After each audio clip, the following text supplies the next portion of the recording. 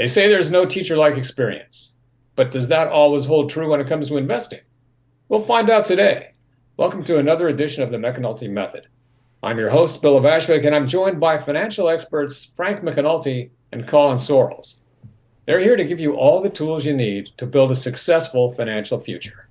Gentlemen, how are you? Great. How are you, Bill?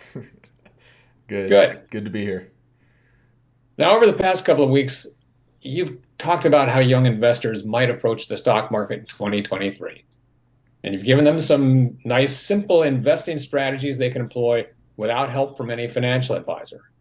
And for you listening, if you're curious about those strategies, you can either go back and listen to those episodes wherever you get your podcast, or check out our YouTube channel, The McEnulty Method. Now, this week, Frank and Colin are going to discuss the ups and downs of investing based on an experience from Frank's past. And as far as strategy goes, I guess this was not the best one ever, Frank, and I can't wait to hear about it. So, Frank, Colin, take it away.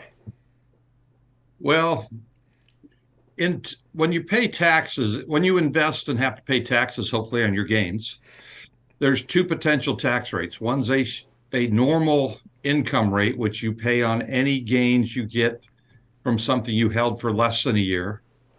And another is the rate of tax you pay on what they call long-term gains, which is over, you hold a stock for over a year. And the long-term gain rate can often be less than what you would pay on short-term gains. You know, my tale of caution is that you shouldn't worry excessively about taxes. Yes, you're going to have to pay them. Yes, it'd be nice to pay long-term gain rates, capital gains rates on taxes versus short-term. But here's my story. Back in the dot-com era, when quite honestly you could barely lose, anywhere. If it was a tech stock, you throw money into it, it went up, you were golden. Okay, well, I had one that I had put quite a bit of money into. It was doing very well, very well. And my mind is telling me, you need to get out. This has gone up too much. But my tax mind is saying, well, look, if you just hold it another month, you'll get capital gains. It goes up a little more. You just hold it a couple months, another 3 weeks, you'll get capital gains. But you could see that the growth was slowing down. So it's like, okay, just keep holding it. Just keep holding it. Well, the problem was with those stocks that went way up in that era pretty quick, they went down a lot faster. So lo and behold, wake up one morning and the stock has just been hammered. Now, I still made a profit, but even after taxes, I would have made a lot more money if I just would have sold and paid the taxes. It's a cost of doing business. So that, I always remember that. It's like, okay, if it's a risky stock, if it's a high flyer, so to speak, and you've made a good profit, take it. Take it, pay the taxes. Because there's a good chance it might turn on you and go down. So that's my story at the moment. It's a changing story apparently. At the moment. So Well, what I see your one lesson about if you've gone up, sell it. But in what case I think those are just knowing what I know about the dot-com crash. You're talking about stocks with more volatility maybe, because my question would be, when there are times where, you do want to hold on and you don't want to just sell and pay the taxes, even if you have gone up quite a bit. Well, I think then go back to the theory of take your money off the table. If a stock's gone up a lot, take some of it off the table. Like let's look at Tesla. It went from very small price to a huge price. And Of course, there were a lot of people thinking, oh, it's going to go up from here. It's going to keep going up. It's going to keep going up. And then it collapsed in the last few months and caused a lot of people probably a lot of heartburn. But if they would have sold part of their Tesla holdings on the way up and taken all their money out along with a small profit, then okay, I made money. It's part of the discipline. What is your goal in investing? Are you investing? Are you trading? Are you for the long term or the short term? And long term says take some profits along the way, pay your taxes, and if you're in a tax advantaged account, it doesn't even matter. You don't have to worry about the taxes. So that's another thing. Where are you going to invest in? And play with it. So you're playing with their money. Then if it goes down, it doesn't hurt as much. You already made a profit off of them. It went down.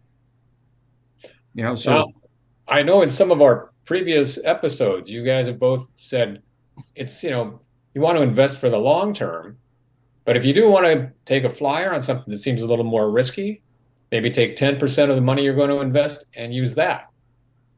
Now, was that your situation, Frank? Were you playing with a little bit of 10%, or was it well, more painful than that? Even all of us learn as we go along. But the thing I was going to bring up, about the 10%, never play the 10% in your tax advantaged account. Because if you lose it, you can't write off the losses. You've just lost it.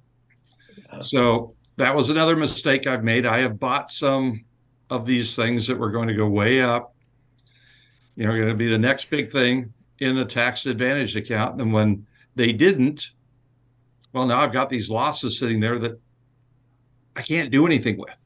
Whereas if I would have only done it into a regular account, I could take the losses against other things that I'm making money on. So that's another thing I learned along the way, a mistake I made, not thinking that through completely, which account should do which. And so I wonder, Frank, with the way the market has been, I know it's been doing better lately, but in the event, let's say it becomes a rocky road again and people start taking some losses, but they've been invested since 2020 and we've talked about this, hey, if you look at from 2020, I've got huge returns between then and now.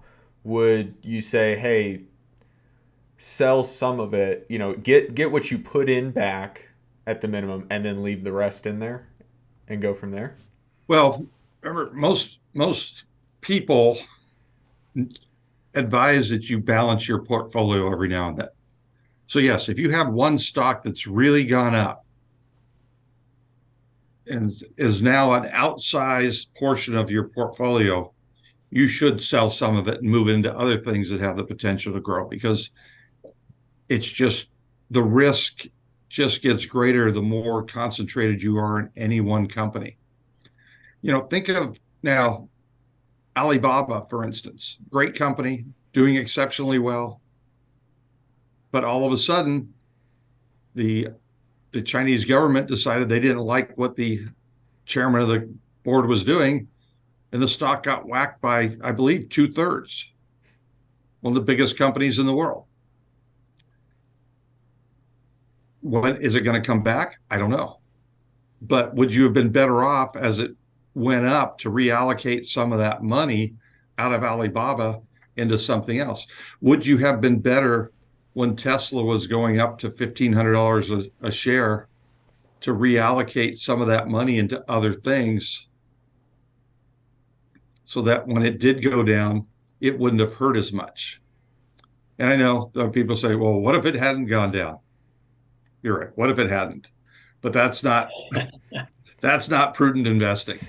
Prudent investing is, you have to spread your risk, because anything could happen. Well, what if, there was an article the other day, and I know I'm focusing on Tesla today because that's on my mind. article the other day that, some Tesla was driving down the freeway and just caught on fire. Yeah, it's probably a one-off, not a big deal. What if it's not? Why take that risk? Remember, there'll be other Teslas you can invest in. Make sure you have the money to do it. All right. So what I've gleaned from this whole thing is spread the risk, because what goes up must come down, and don't fear the tax man. Is that about right? Well, what goes up doesn't have to come down, but if it goes up really a lot, it can't keep continuing to grow that way. Mm-hmm. If a company has $100 million in sales, it grows 10%. That's $110 million in sales. Not a huge, but if a company's at $1 billion in sales, now to grow 10%, it's got to add 100 million in sales. It's just that much harder. The bigger a company gets, the harder it is to continue to grow at a large rate, because there's just not that much business available. Sure, they can settle in, be a nice company for the next 40 years, become a dividend aristocrat and pay increasing dividends for the next 40 years, but you're not going to get the large growth anymore. It's no longer a growth company. And so if you got into it, if part of your portfolio was to be in growth companies, then maybe you need to take money out of that really good growth company that worked really well for you and try to find some new growth companies. Like, that's really what I was trying to say. All right. Well, very enlightening. And Frank, thanks for sharing your experience. I know it must have been painful. They always are. Of course, when it comes to pain, I think Colin is going to kick things up a notch on our next episode by sharing a story of his own that he's titled "How I Made 700% in a Day and Wished I Hadn't."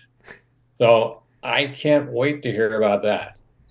And for you out there, thanks for listening. We hope you enjoyed this episode. And if you'd like to learn more, check out our YouTube channel, @the McEnulty Method. Thank you, guys, and we'll see you next time.